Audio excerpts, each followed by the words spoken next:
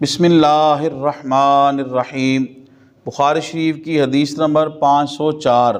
حضرت ابن عمر رضی اللہ تعالی عنہ بیان کرتے ہیں، نبی صلی اللہ علیہ وآلہ وسلم اور حضرت اسامہ بن زید اور حضرت عثمان بن طلحہ اور حضرت بلال رضی اللہ تعالی عنہم کعبہ شریف کے اندر داخل ہوئے۔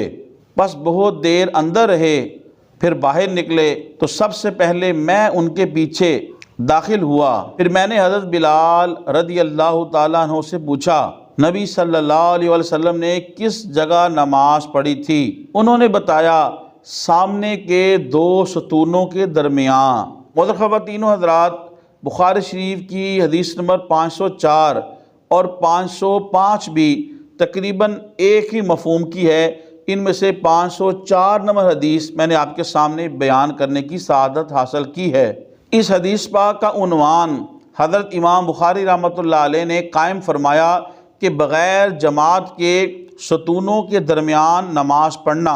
اصل میں جب جماعت ہو رہی ہو تو جماعت کے دوران صف کے اندر اگر ستون ہو تو وہ قطع صف ہوتی ہے، تو اس لیے حضرت امام بخاری رحمۃ اللہ علیہ عنوان یہ قائم کیا کہ بغیر جماعت کے دو ستونوں کے درمیان نماز پڑھنا۔ لیکن عیدین میں یا جمعے کے اجتماعات کے اندر یا ایسی مساجد جن کے اندر نماز با جماعت کے اندر بہت زیادہ ہجوم ہوتا ہے، بہت زیادہ رش ہوتا ہے اور جگہ اتنی نہیں ہوتی، اگر اس صف کو پوری صف کو چھوڑ دیا جائے لوگوں کو حرج ہوگا نماز پڑھنے میں، کئی لوگوں کی جماعت رہ جائے گی۔ اور دوسرا یہ کہ مسجد کا جو سٹرکچر ہوتا ہے وہ اس طرح بنا ہوتا ہے کہ اس کے اندر بلڈنگ بنانے کے اعتبار سے، تعمیرات کے اعتبار سے اس ستون کا پلر پہ وہاں پہ ہونا ضروری ہوتا ہے۔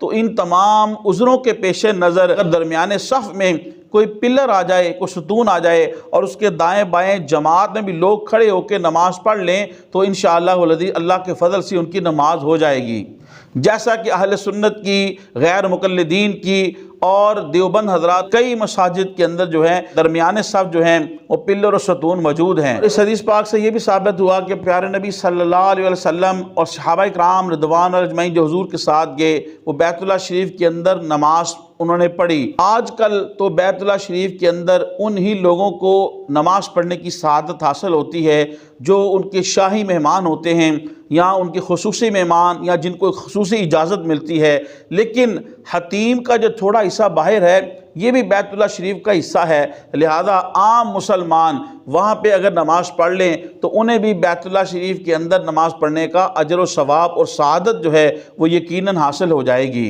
معزز خواتین و حضرات، تبلیغ دین کی نیت سے حدیث شریف کے اس درس کو زیادہ سے زیادہ لوگوں تک پہنچانے کے لیے میری اس ویڈیو کو شیئر کریں۔ اللہ پاک آپ کو جزائے خیر دے۔ السلام علیکم ورحمۃ اللہ وبرکاتہ۔